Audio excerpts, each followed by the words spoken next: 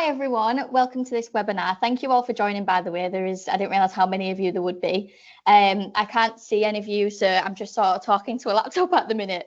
But yeah, thank you very much for coming. So I basically reached out to Baltic because I wanted to help other apprentices because I was in the same situation where sometimes, especially with everything online, you can feel quite alone in your apprenticeship, or you might not have a big team like I didn't. I had 3 people that went down to 2, back to 3 and back to 2, and I had my assessors, and I feel like I just wanted a bit more of a network of other people as well, maybe other people that have been through an apprenticeship just like me. So I use LinkedIn as sort of that kind of tool.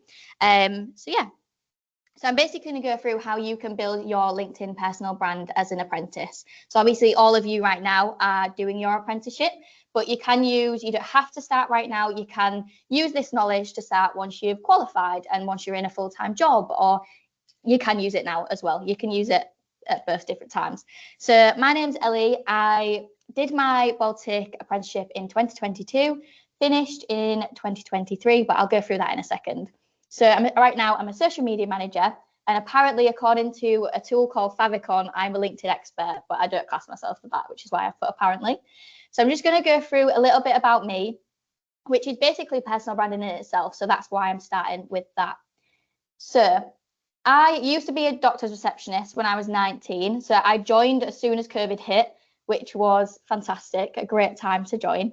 So I went through that and I was there for about 2 years. And I always remember getting to the end of it and I was really stressed, really burnt out, really depressed. I just wasn't liking it. It's a very, very stressful job. And especially through such a stressful time like COVID. I always remember one of the receptionists, an older lady, nearly said elderly, an older lady said to me, "What is it you actually want to do? Because this is not a job for a young person like you." And I always remember saying to her, digital marketing. I didn't even think a second. I just said it, and I didn't actually know what it was.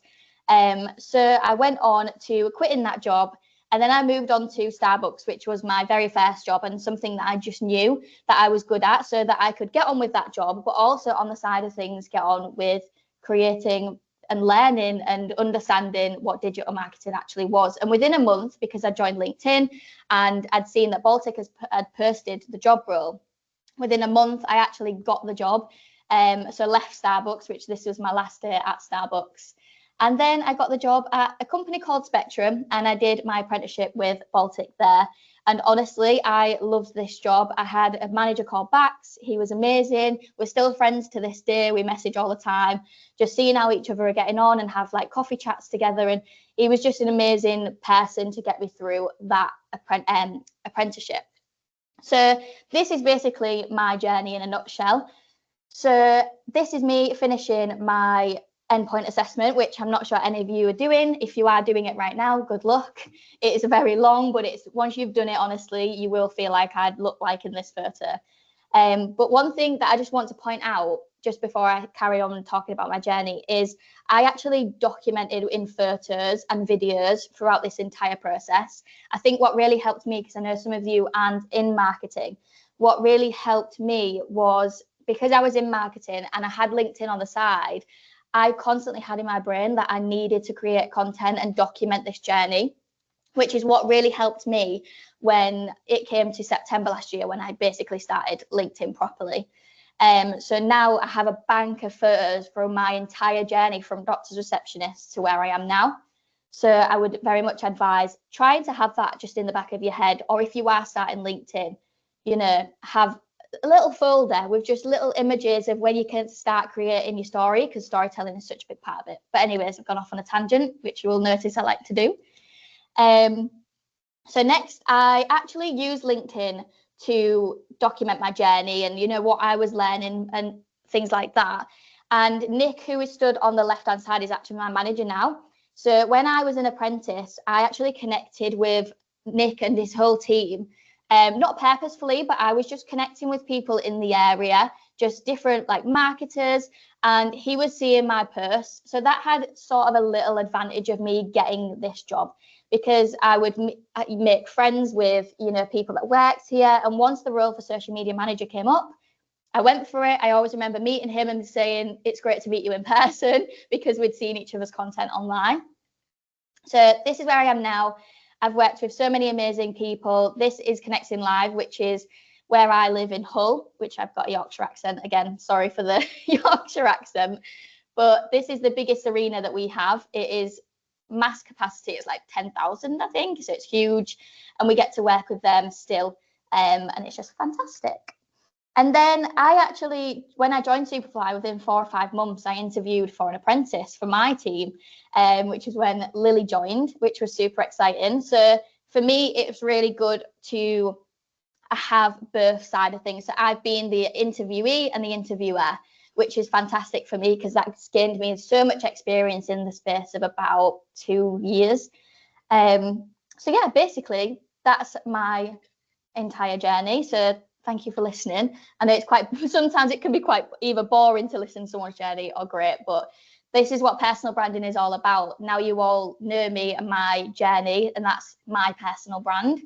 So that's my journey. So I'm just going to go on to common phrases that I hear and I have said myself at the beginning of my LinkedIn journey, because I know if you guys are wanting to start LinkedIn or have thought about it, or maybe you've never thought about it before, but you might then think about it and start thinking these things. I've already been there and done that. So I want to sort of persuade you to change the way you look at things. So one thing that I used to say quite a lot, and I guarantee other people have said or you've said, is I'm not an expert yet.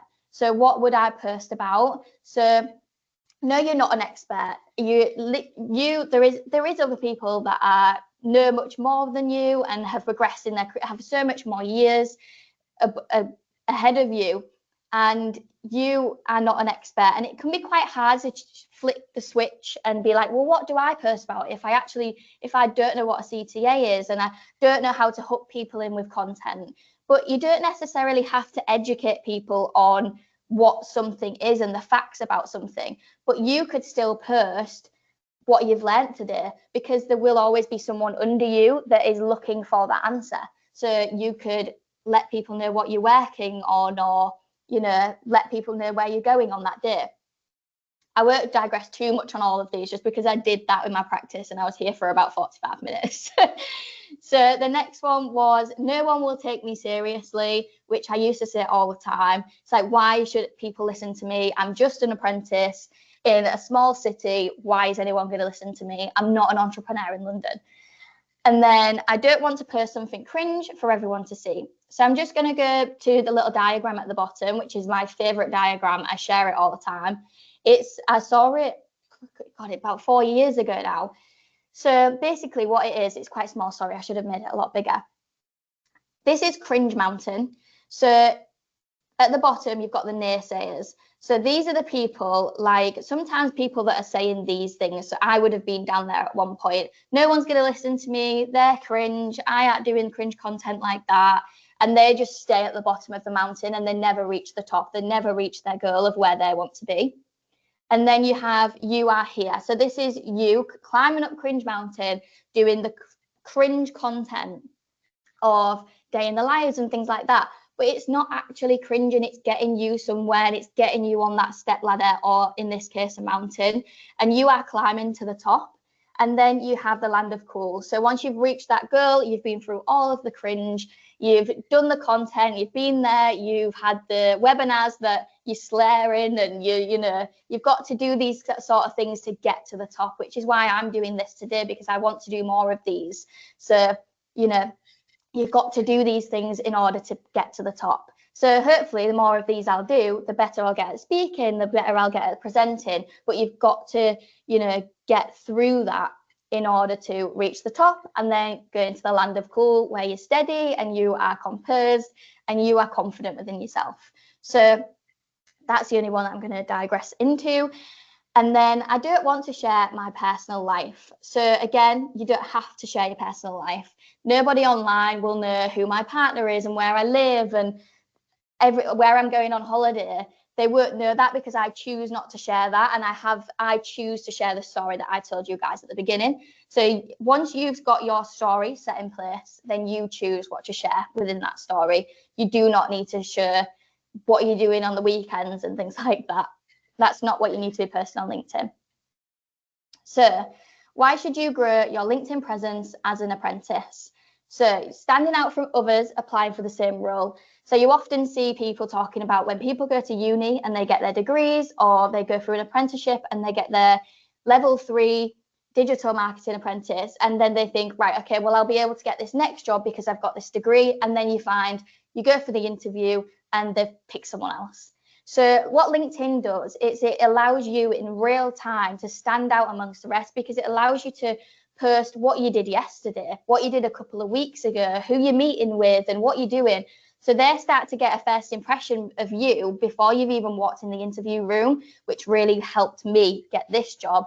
So that's basically what it does. It gives them the first impression. So it also allows you to build a network before you even need one. Attract opportunities like freelance work, speaking gigs, or interviews.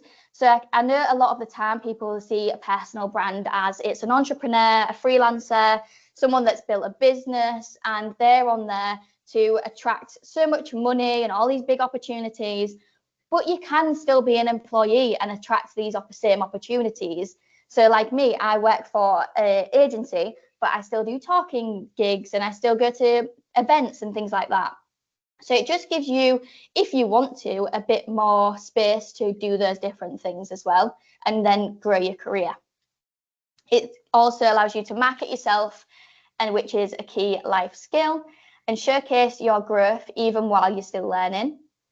Prove you're more than just your job title or qualifications. So I always found it quite difficult. I don't know about anybody else, but I always found it quite difficult to showcase how I am as a person. So for me, I'm really ambitious. I thrive off of more work. I was just saying to Isabel before this that I loved Baltic because it was just constant.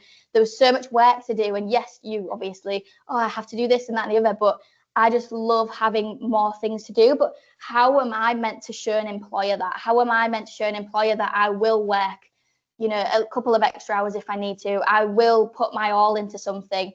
I not only am interested in one thing, but maybe I can help with sales.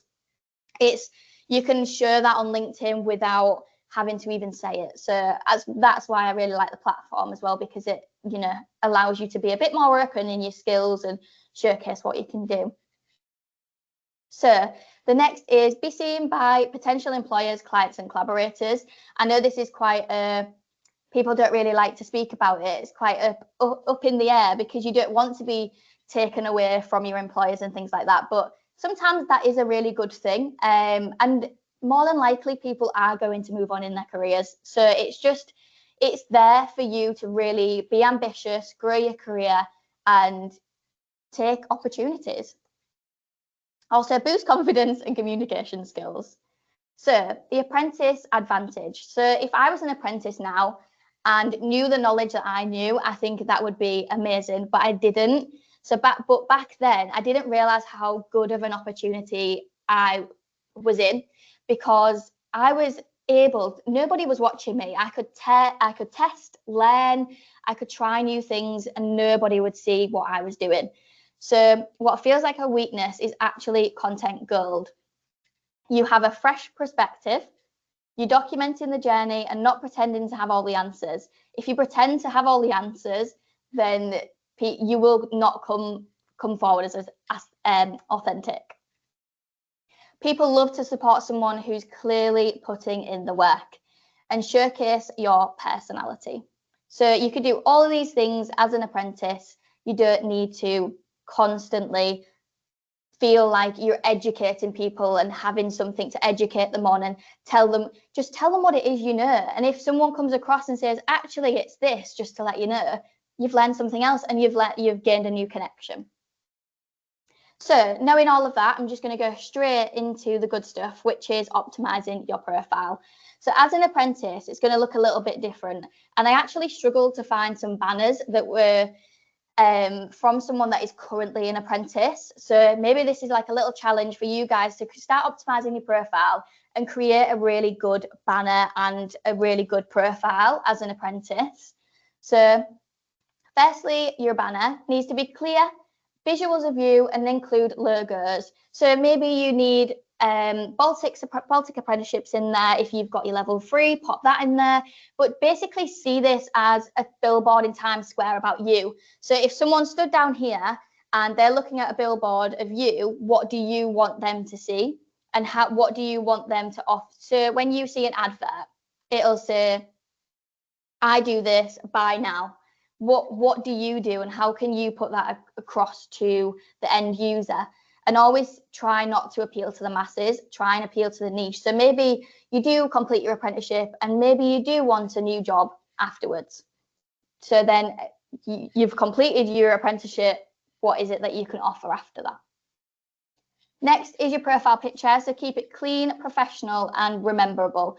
So I have actually changed my profile picture a few times, which I really wish I didn't. However, I changed my hair color, so I felt like I had to.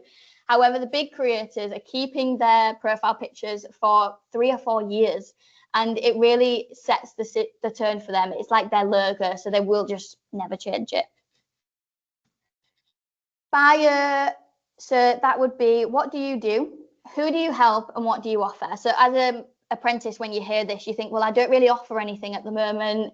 I don't really help anyone. Like, I'm not a freelancer, so I can't help you. So I just put a quick example in the bottom of this, which could be you're an aspiring marketer, you're building your skills in content strategy with Baltic apprenticeships. Sorry, I'm just going to take a quick drink because I'm talking a lot. So I've just put a few examples here. So these are a few creators plus Emma from Superfly, where I work. So we've got example profile pictures and example banners.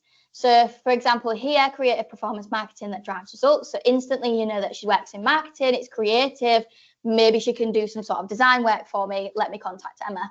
Then we've got helping world-class founders build influence and drive demand. So it's, okay, so I'm building some sort of influence and she can sort of maybe get sales for me.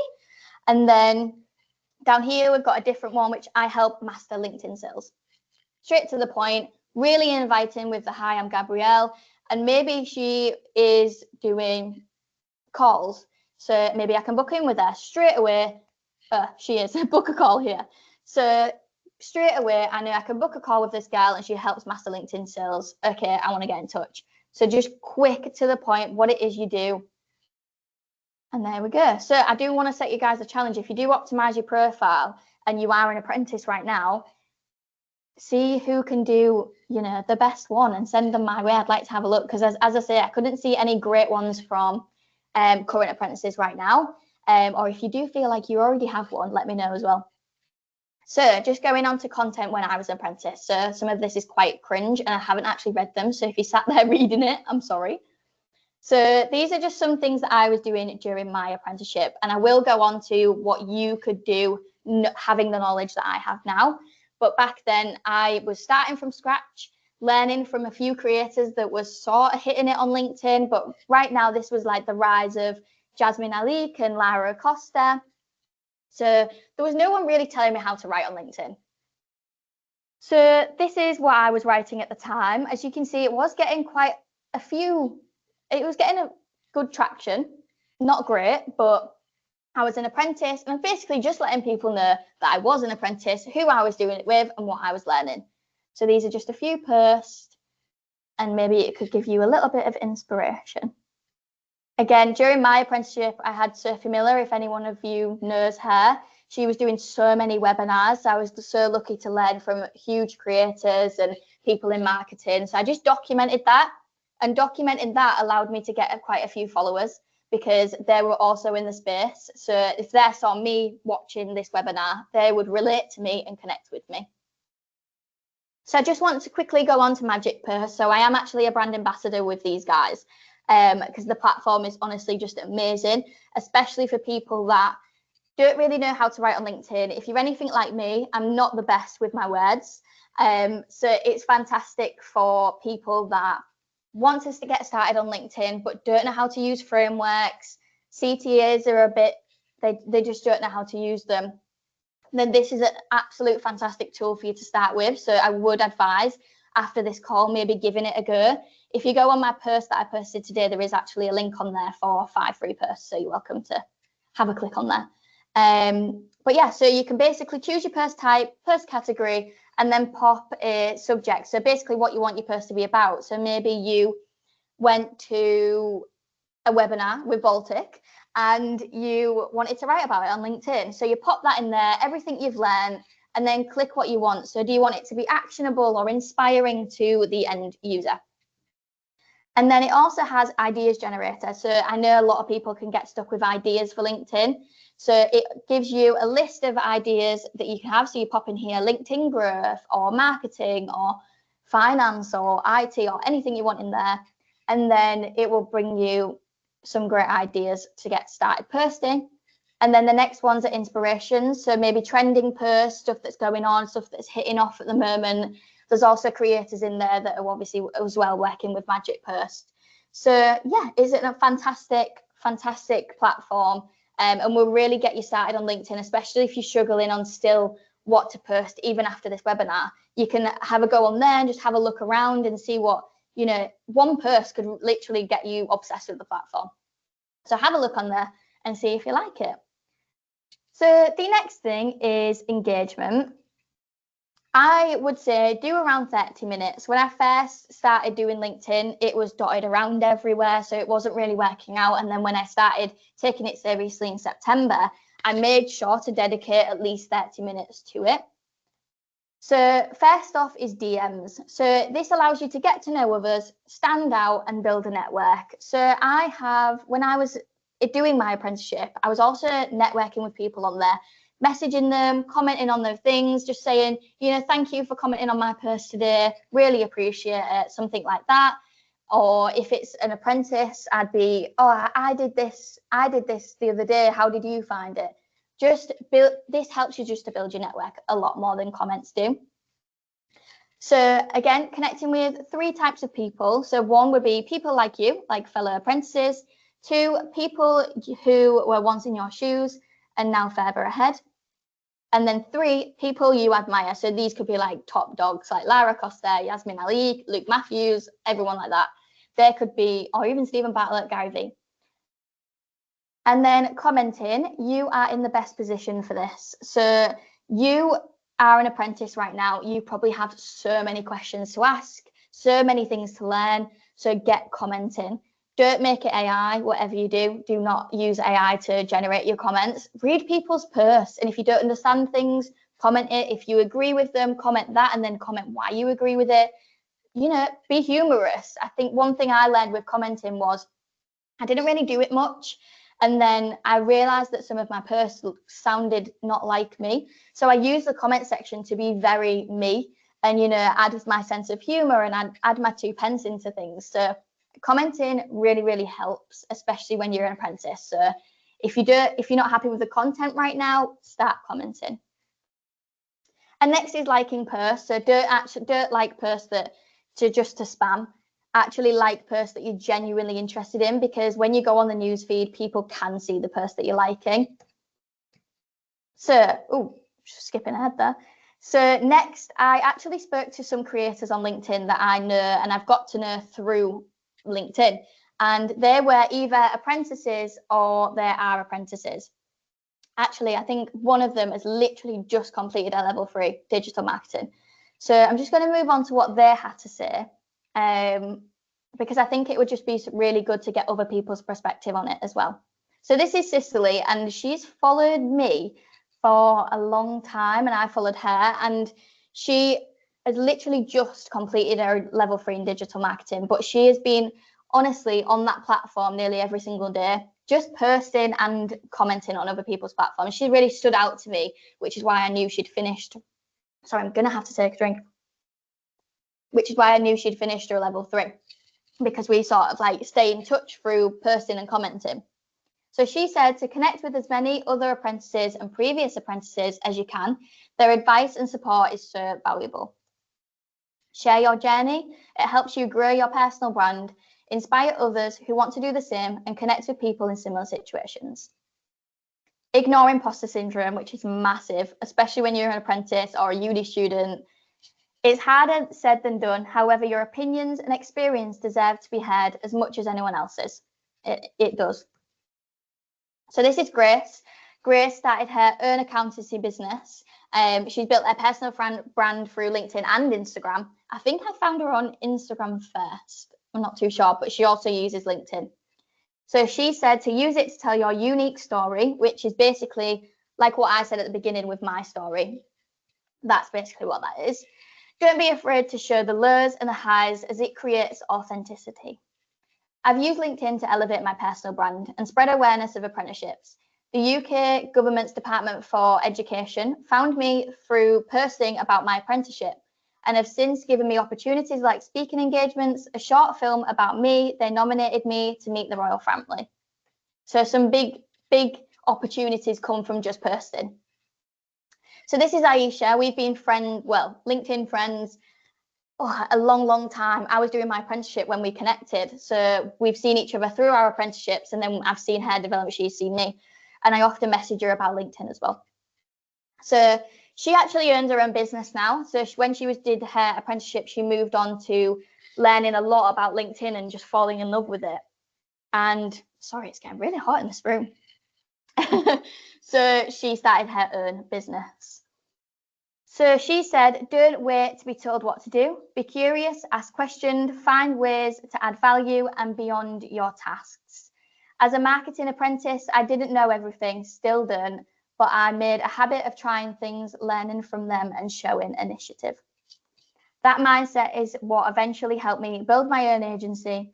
The goal isn't to have all the answers, it's to care enough to go looking for them. So I think some great advice from those guys. Honestly, they're all doing fantastic and amazing, but don't think that LinkedIn is just to build your own business, because it's not. As I say, I did LinkedIn just as much as these girls did, and I'm still employed at the agency and I love it. And I just love the opportunities that it brings you and the awareness and the network that it builds you as well, because I've probably got the same network that maybe a 60-year-old MD has just on my laptop. So just a few things to finish, some tips to help you actually start posting if posting is what you want to go on to doing after this call.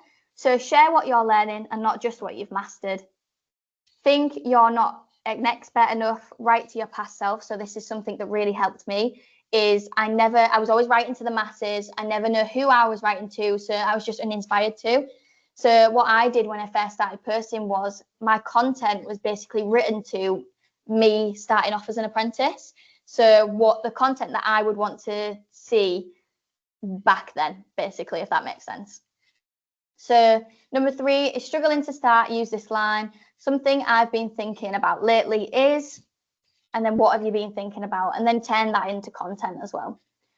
Worried it's not perfect. Your audience doesn't want perfect. They want real, which is so true. People connect with content that is so real and they relate to. So post stuff like that. If you post how maybe you're struggling with something within your apprenticeship, you will then find your audience. Your audience will come to you. Oh, well, I actually found this quite easy. Want me to help you? Or, oh, I struggled with this too. What part did you struggle on it with? So it's just about building that network of people. And number 5, just to finish it off, is don't limit your post to your role. Share the skills, interests you're building behind the scenes.